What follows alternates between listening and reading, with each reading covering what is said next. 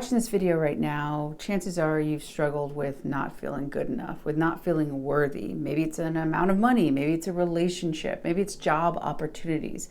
No matter what it is, you have doubted if you are worthy to receive it. You also, too, having the fear that you'll be found out. If people knew who you really were and what you really were, then you wouldn't be seen the way that they're seeing you. In today's video, we're going to be talking about how you can start tapping into your worth right now. I'm going to dive into some of the reasons that could be blocking you, and more importantly, how you can remove those blocks. Hey guys, my name is Abby, and I help you to consciously create your life through practical spirituality. And we're going to be talking about that also delicate topic of self-worth. I personally struggled with self-worth most all of my life and not ever feeling worthy, not ever feeling good enough. In fact, for 20 years, I dedicated my life to a sport. And when I look back in hindsight, it was for validation. It was looking for my worth in what I did.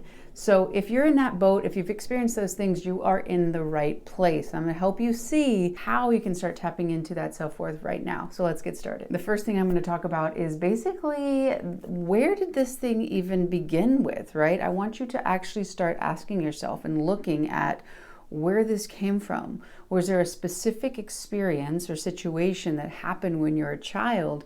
Maybe it was the way that your parent treated you. Maybe it was a teacher. Maybe it was your siblings. Whatever primary relationship you had growing up, what did you see and you thought that you weren't worthy, right? Maybe it's the way that they treated you. Maybe you saw your siblings got things and you didn't. Maybe in the classroom setting, the teacher had a favorite student and it wasn't you, right? Or maybe she treated other people a certain way, or he did. Whatever the situation, you took that snapshot of experience and it created a perception of yourself, a meaning of yourself. And that essentially created a belief. Moving forward, that belief essentially brought you to different experiences, and that fortified the perception, which fortified the belief. So basically, the first way to tap into your worth right now is to realize you actually were never unworthy. That perception, that vantage point, the meaning you gave yourself from that experience is one of the ways that it is showing you, proving that you're not worth it. But what if I were to tell you that the whole reason you don't feel you're worthy was a simple misunderstanding, a misreasoning? Because when you were 6 or 5 or 3 years old, you didn't have the reasoning skills you do right now as an adult because you were a child, and that's understandable, and you didn't do anything wrong. However, if you're still living off of that perception and that misunderstanding about your worth, your belief in that is what is perpetuating you thinking you're not worthy. The more you start to go back and start asking, where is it that this even came from? What is feeding this? Because that thing happened, therefore I'm not worthy. That person said this or treated me this way. That means I'm still not worthy, right? The more you can take your adult mind and re-reason and see that, you will begin to step into your power to see that your worth exists right now, and that thing that happened was one situation. It doesn't define all of who you are. The second thing is to realize that you're probably getting your worthiness or your sense of validation in what you do. When you were young, everybody in the world deserves to be told that you are wonderful for who you are. However, that situation oftentimes doesn't happen, and so therefore we start to think that it's what we do, how we show up. If we're a good girl, a good boy, whatever it is, we're a helper, whatever, we don't make much trouble.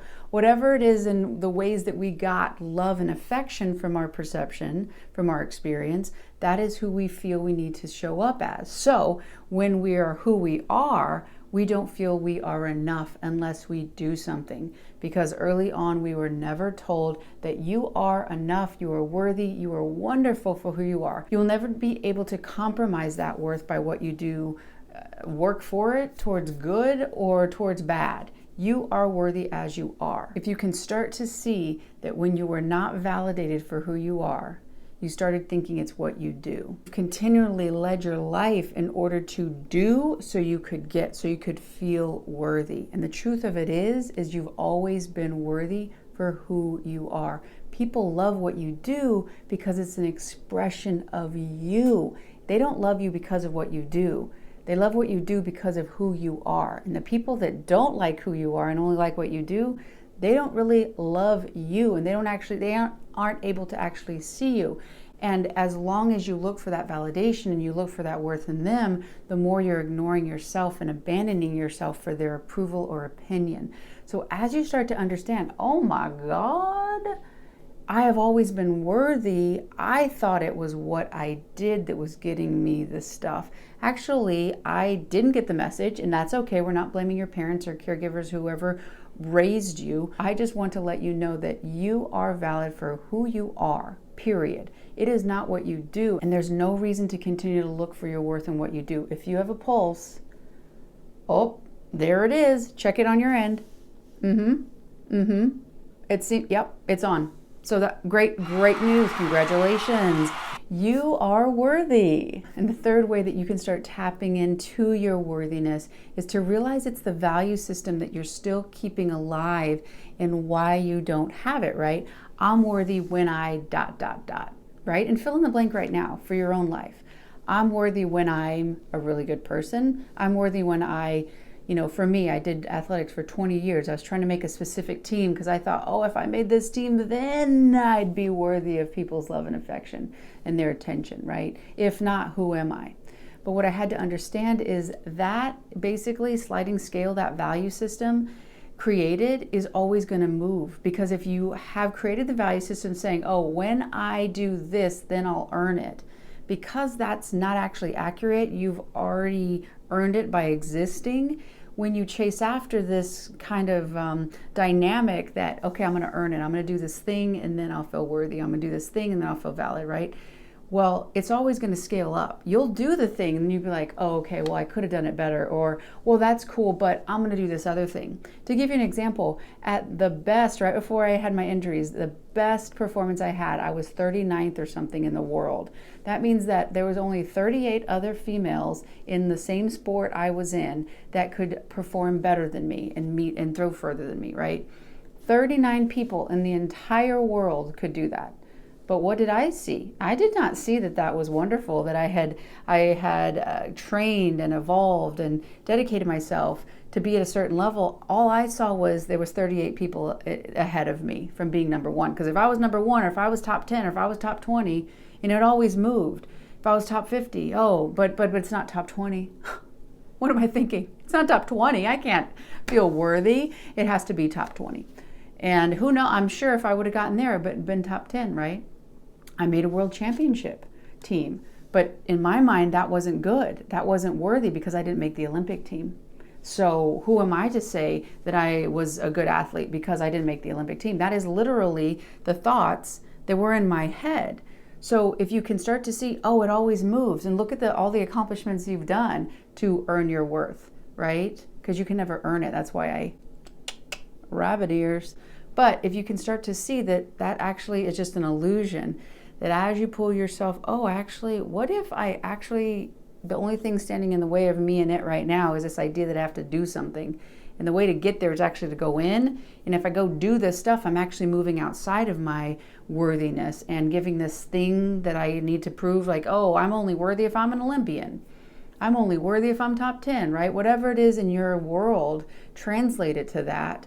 But see that the scale is always sliding further and further away from you. You almost get it, and you actually get it, but that's not good enough, and it moves. And you keep going. So as you realize, oh, the only thing standing in my way right now of feeling and experiencing that worth is the idea that I don't have it. And the more and more I get in touch with that and realize that, the more I step into it right now. You are worthy. If you got that pulse, if you exist, if you're watching this video, you are worthy. The more you start to look and see what it is why do I think I'm not worthy? Reason on that. See that from a different perspective. Get your power back and start to feel that in your body. And the more you do that, the more you'll be able to see that reflection of worth, appreciation, value in your outside circumstances. You are worth it. I really hope you've enjoyed this video. If you have, click that like below. If you haven't done so already, join this community, hit that subscribe button. And if you really like this video and found value, watch this one as well. I picked it just for you. I love y'all, and I'll see you on the next one.